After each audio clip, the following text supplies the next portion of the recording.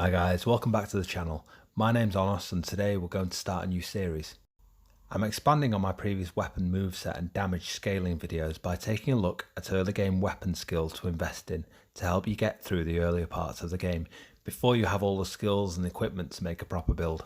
The idea is to highlight some skills which in my opinion will provide you with a tool set to help you deal with some of the scenarios you encounter before you have a wider array of tools to deal with them.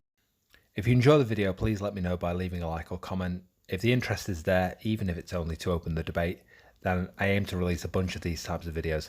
Please bear in mind that any skills I highlight are only based on my opinion and testing. I'm totally up for a debate if you have a different opinion or experience.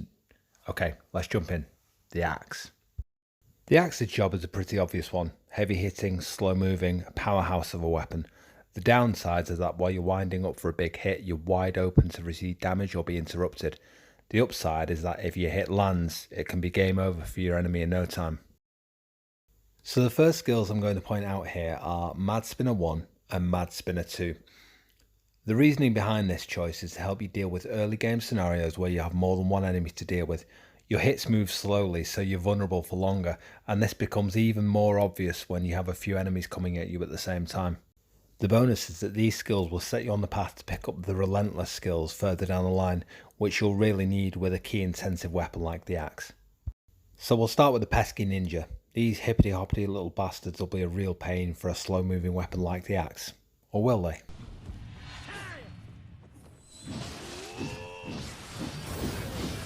Okay fine, that was too easy. But what if you've got two enemies at once?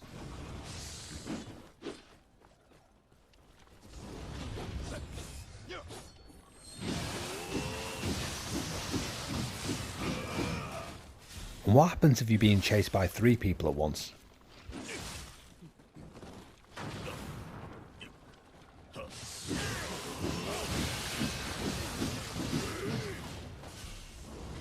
You get the idea. The Mad Spinner is ideal if you can get your timing right and your enemies all rounded up. Admittedly, rounding up three or more enemies is tricky to say the least, but if you were to make use of, say, the Medusa powder, which is easily accessible in the early game in the ninja tree, you can drop a AoE paralysis bomb and clean up in no time. Again, the point of these videos is simply to offer you tools and options for some tricky scenarios. I'm a massive fan of this move, but let's move on, otherwise I'll go on and on about it.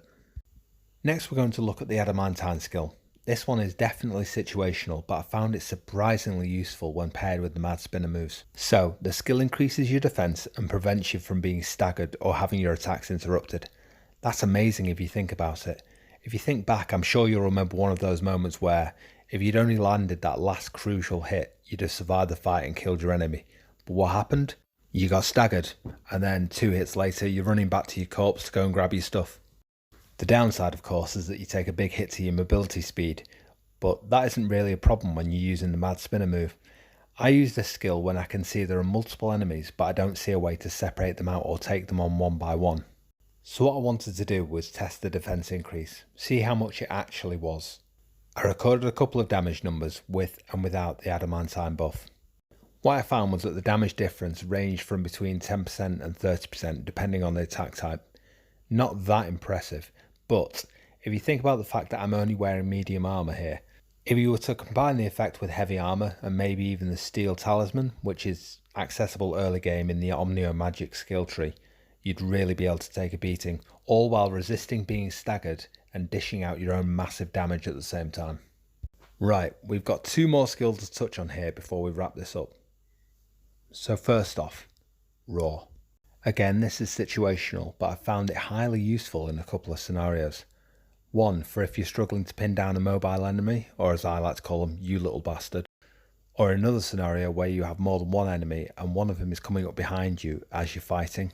In a lot of cases, this move will let you run right over smaller enemies, put them straight on the back, and allow you a quick grapple to finish them off. It's great for if you've got multiple enemies on the go at once. It can simultaneously get you out danger from one enemy while stomping another one right into the dirt. Okay, final skill, and this one is called Heaven and Earth. You need to unlock this skill anyway to get the added grapple damage skill called Passage to the Afterlife, but individually, this skill is great for maximising your damage window when you finally get your chance. You tag on a quick triangle or heavy hit to your combo. and the result is 3 hits in very quick succession, and the damage output is really impressive. Smaller enemies will either die immediately or be knocked down, allowing you to easily follow up or evade an attack from a second enemy. This move gives you a much needed type of damage that I call machine gun damage, very quick hits in succession, which expands your options and adds to the axe's versatility. Right guys, that's a lot. Thank you for joining me. I hope you found this useful. If you did, let me know and I'll keep them coming. Thanks again. Love you guys. Stay safe. Bye bye now.